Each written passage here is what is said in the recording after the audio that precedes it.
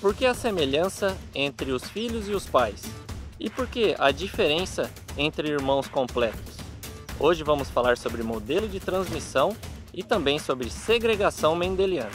Meu nome é Rodolfo Assis, sou técnico da Berrante Genética, da Alta Genetics e do programa Embrapa Gene Plus.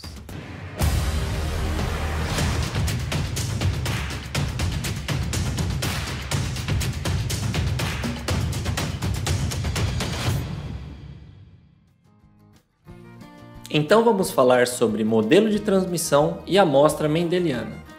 O modelo de transmissão ajuda a compreender dois fatores, tanto a semelhança que há entre pais e filhos, quanto a diferença que ocorre entre irmãos.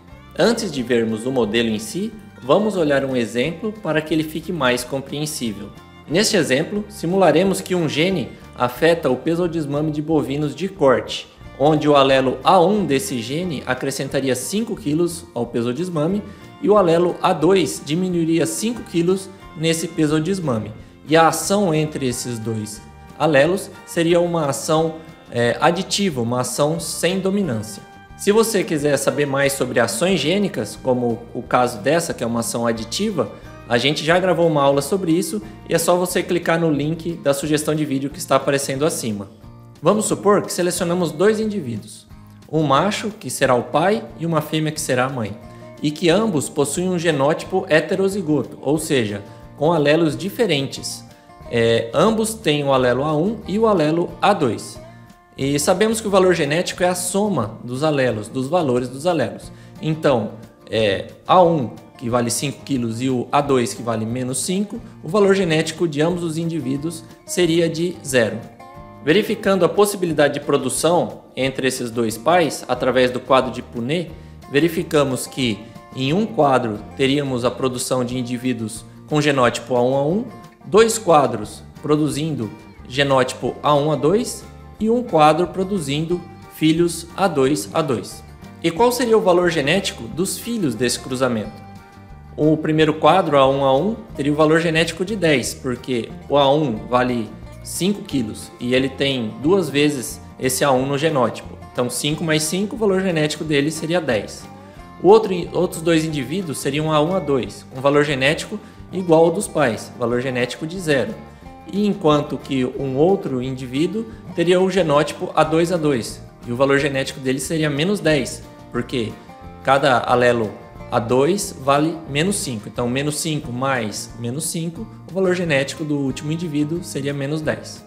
Aqui chegamos a um ponto importante, onde verificamos que a média do valor genético dos filhos produzidos é igual à média dos valores genéticos dos pais.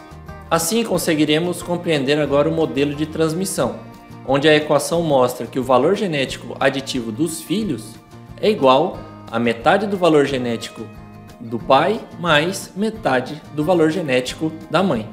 Essa equação é verdade quando a gente analisa uma grande quantidade de filhos. Já quando a gente analisa um único filho, a gente precisa fazer um ajuste nessa equação do modelo de transmissão, porque verificamos que há diferença entre os irmãos. A primeira parte da equação mostra que metade do valor genético de um filho vem do pai e a outra metade vem da mãe.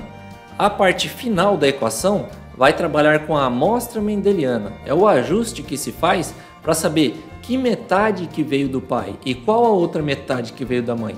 Foi uma metade de uma amostra boa, ou foi uma amostra mediana, ou foi uma amostra mais fraca dos alelos que o pai ou a mãe possuíam. Para compreendermos melhor o que é essa amostra mendeliana, vamos utilizar um exemplo real de um famoso cruzamento que ocorreu na raça Nelore, entre o touro Zefek Abdala e a matriz Binuva colonial. E vamos analisar como que foram 3 irmãos próprios, frutos desse cruzamento, para uma característica de habilidade materna medida aos 120 dias. Os 3 touros que foram frutos desse cruzamento e que foram muito famosos na raça são Onassis colonial, Quark colonial e Ranger colonial. E a princípio, como são irmãos completos, eles possuíam o mesmo valor genético para essa característica de habilidade materna, já que herdaram metade do valor genético do pai mais metade do valor genético da mãe. Após muitos anos de avaliação e muitos filhos sendo mensurados, concluiu-se que esses touros possuíam valores genéticos muito diferentes para a característica de habilidade materna. O touro Onassis Col era um top 18% para essa característica, estava entre os 18% melhores. Enquanto o touro Quark Col era top 1% para essa característica, estava entre os 1% melhores reprodutores para habilidade materna aos 120 dias. Já o touro Ranger Col, mesmo sendo irmão próprio dos outros dois, era top 86%, ou seja, era um touro negativo para habilidade materna aos 120 dias. Como são irmãos completos, da onde veio essa diferença do valor genético?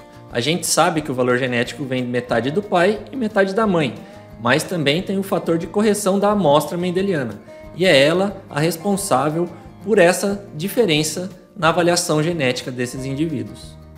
Na prática, concluímos que os gametas que formaram o touro Quark, ou seja, o espermatozoide do Zefek e o óvulo da binuva, vieram com uma amostra muito boa de alelos referentes à habilidade materna aos 120 dias. Fato que não ocorreu com o touro Onassis e muito menos com o touro Ranger, que foi formado através de gametas que não possuíam alelos muito favoráveis para a habilidade materna aos 120 dias. Apesar da amostragem mendeliana dificultar o cálculo e a predição dos valores genéticos dos indivíduos, ela é extremamente importante para o melhoramento genético animal, porque é com ela que os indivíduos irmãos completos se diferenciam, e é através dela também que são formados touros ou outros indivíduos de outras espécies que são melhores que as médias dos pais.